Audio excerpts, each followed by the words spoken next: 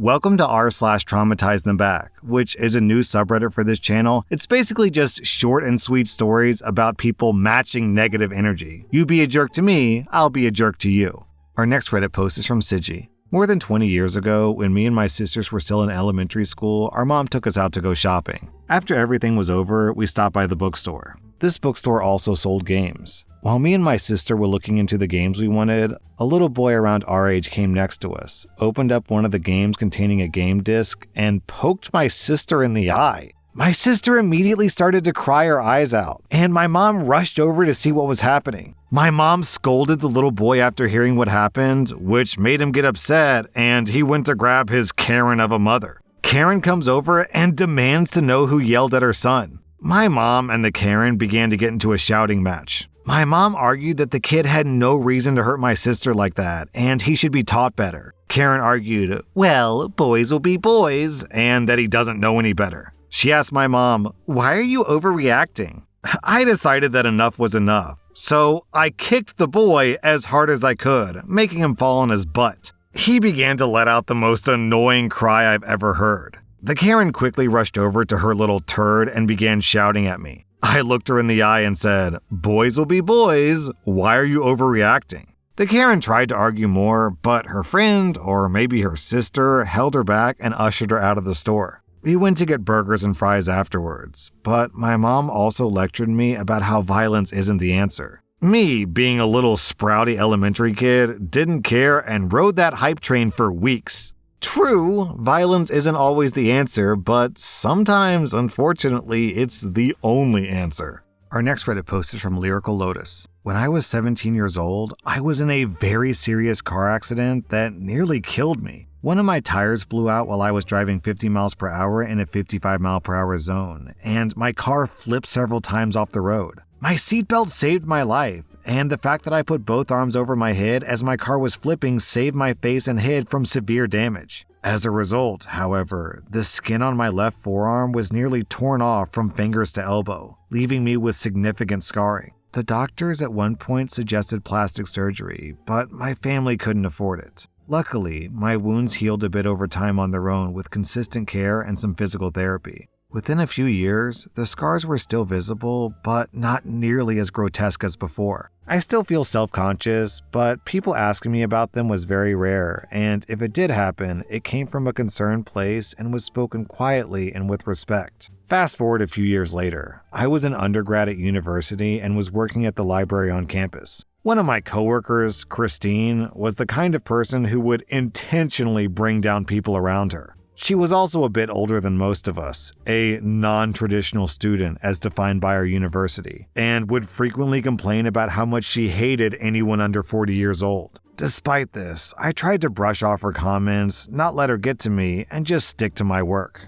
One day at work, we were busy and had to do a lot of multitasking. I was reaching up to grab something, and my long sleeve, which normally covers my scars, rode up. Christine made this disgusted gasp, like a and shouted, ew, gross, what the hell did you do to yourself? Your arm is disgusting. Being put on the spot like that made me want to disappear, but since I couldn't, I took a breath, looked her square in the eye and replied, oh, my arm? I was in a car accident that nearly killed me, and these scars were from all the glass and debris. But thanks for pointing that out. It's nice to be reminded of one of the scariest moments of my life while I'm working. Christine turned pale and just kinda stood there. Our coworkers stared at her in horror and disgust. The nearby students glared at her and called her a B-word.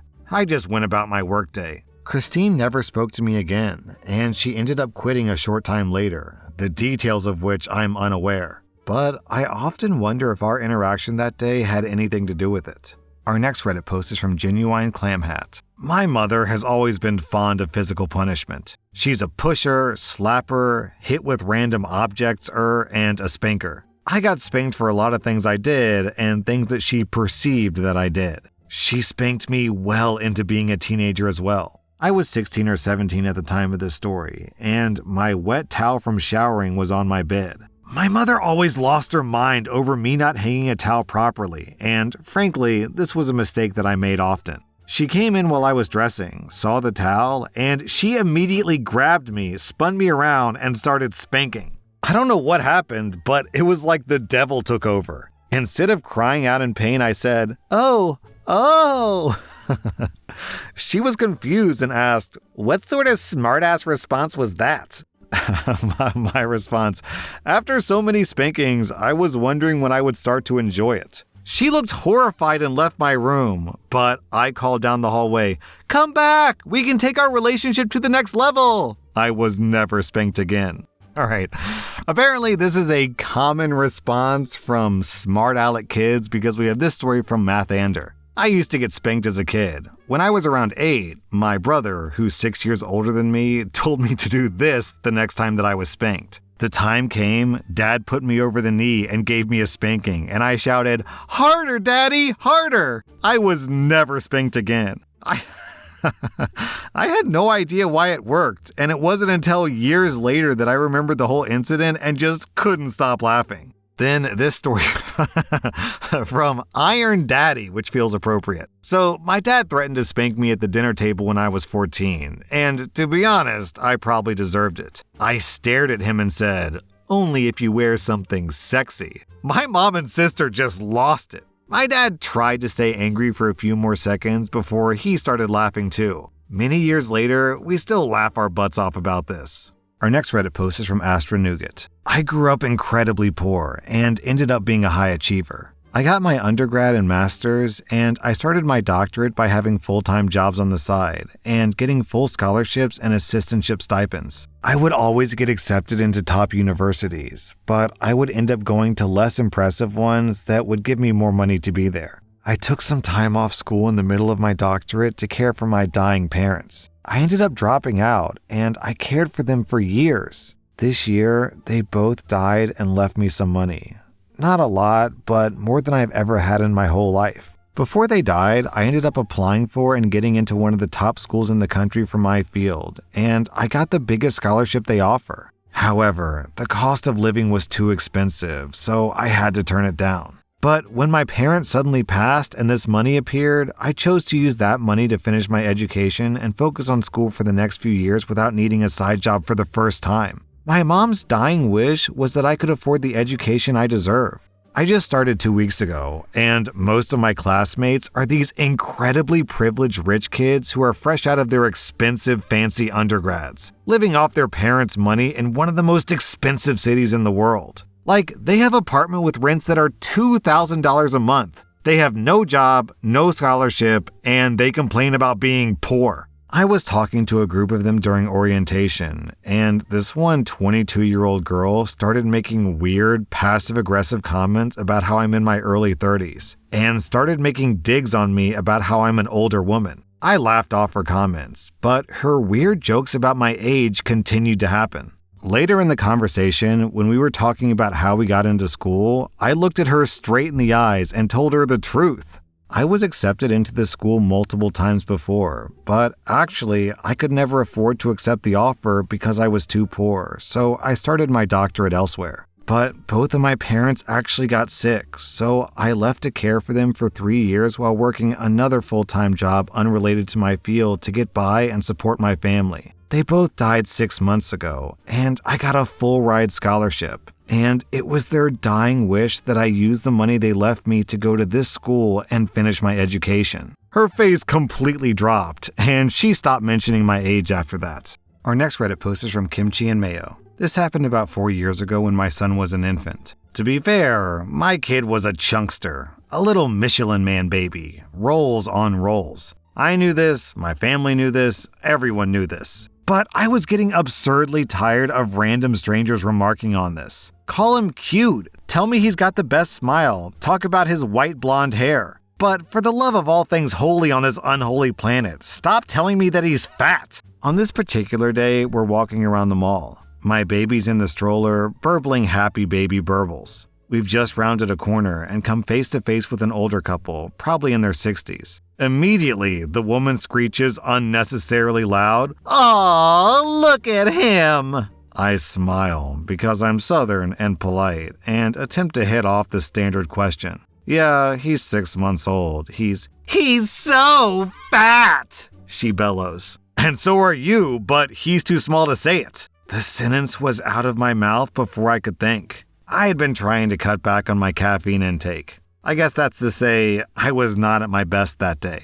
The husband of the pair was silent but goggle-eyed, like he never heard anyone say something like that before. The woman floundered, looking shocked, and looked like she was going to give me a stern talking to before I turned and walked away back the direction we came from. I'll be honest, there was a little bit of speed to my walk. I was embarrassed, and I didn't want a confrontation in the middle of the mall walkway because I'm pretty sure that I'd cry. I'm not great at confrontation on a good day, let alone after a few months of barely sleeping and a lack of coffee. Our next Reddit post is from ThistleFizz. When my son was born, I was a stay-at-home dad for the first year of his life. We also lived in New York City, and I loved taking him out into the city to do things. Nearly every subway ride, though, I'd have some kind of encounter with a woman or a group of women, usually boomers, who would say some variation of, "Giving mom the day off," or "So nice to see dad's babysitting once in a while." Now, first off, it's not possible to babysit your own kid. It's just called parenting. But second, I was the primary caregiver. Mom was at work while I stayed home with the boy. These comments got old fast. But I found a very nice trick that shut down these old biddies real quick. Anytime someone would ask if I was babysitting or giving mom the day off, my face would fall. I'd get real quiet, and after taking a moment to compose myself, I'd say something like, "My wife died during childbirth," or "My wife is currently undergoing radiation treatment for stage 4 cancer. She's at a clinic in California. I haven't seen her in months." Or my favorite, "His mom abandoned us when he was just 6 weeks old. She'd been using drugs pretty heavily while she was pregnant, so he was born addicted. I didn't hear from his mother for months after she left, until one day I found out that she'd overdosed and died. This little guy is all I've got left of her. But we carry on, best we can." That shut him up real quick. Our next Reddit post is from Booksby. I was working as a front-end cashier for a local grocery store. It was around the time of my lunch break, so my line was closed off after this last customer. It was this grizzled, 65-year-old bearded guy, whereas I am a 20-year-old feminine cashier. As I finish ringing up his purchases, he goes to slide his card, and the machine doesn't work. I tell him to keep swiping until it beeps. We were in the middle of changing to a new sales system, so this was a common occurrence. While I'm waiting, I bend down to clean and organize. As I bend over, his card dings. Sweet, let's wrap this up so I can have lunch. Instead, the bearded guy said, "Oh, it liked it when you did that." I'm still bent down under the till. I roll my eyes, and then inspiration strikes. Petty inspiration. I come up and ask, "Did what, sir?" "When you bent over, it worked." "Why?" "Well, it liked it when you bent over." "Why would it like it that I bent over?" "It's a boy card. Boys like it when girls bend over." "But why?" "Well, they just do." "But why? I don't understand." Getting flustered, his face gets red and he mumbles, "Ma'am, you're making me a little uncomfortable." I drop the dumb act. I lean forward across the check stand and look right into his eyes. "And how do you think I feel when a man makes an unwanted comment on my backside while I'm at work?" He turns 20 shades of red, stammering. I meant no disrespect. It was supposed to be a compliment." Sternly, I say, "It was disrespectful. Please don't comment on women's bodies when they work." "I'm sorry. It won't happen again." He collected his bags and left without another word. Our next Reddit post is from Alternative Key. One time, I was out on a coffee date with a girl that I met through an app. She asked about my relationship with my parents, which is a normal question, but it's a bit awkward for me for reasons that will soon become clear. Since it was my first time meeting this woman, I tried to keep the tone as light as I could and just said, "My father was in prison for a long time, and I decided not to have contact with him when he was released." Normally, people don't ask any follow-up questions after I say that, since I'm a grown adult who can make my own judgments. But she seemed really offended by this for some reason. She launched into a lecture about the importance of forgiveness and how anybody can make a mistake. She said that it's not okay to stop talking to a family member just because of one thing they did in the past, and that I should reach out to him and make amends now that he's served his time. This really bothered me, so I just responded, Yeah, you're right. I guess he just accidentally forced himself on multiple women. Simple mistake. Could have happened to anyone, really. No big deal. The look of shock and discomfort on her face told me that she regretted pushing the issue. We finished up our coffees and then never saw each other again. Really, OP? She didn't want a second date? But what about the importance of forgiveness? That was r/TraumatizeThemBack. And if you like this content, check out my podcast where I publish the exact same episodes. Also, hit that subscribe button because I put out new Reddit videos every single day.